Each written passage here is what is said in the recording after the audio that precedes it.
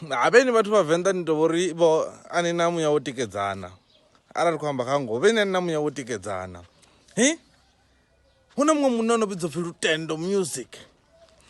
Iwe ṋambi ya dzi ṋambi, iwe one wa lidza katara vhakegulu na vhakala vha dzingineya, u lidza katara ha tshina na khuhu.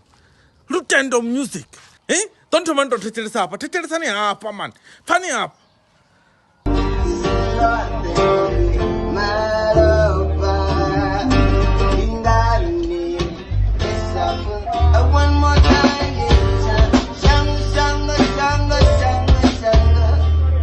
Ni nga mutevhela kha social media platform dzoṱhe, YouTube, Instagram, TikTok, na tou ṅwala uri Lutendo Music, ni ḓo vhona zwine a ita. U lidza muzika live, una bende yawe yo fhelelaho, Lutendo Music. A si muthu ane vhori u tou ya stageni a panga USB a pfhi a u lidziwe. Bende live yo fhelela, vhathu vha zwino vha tsha lidza ngo ralo. Lutendo Music khombo henefho, ni muofhe a tshi fhira.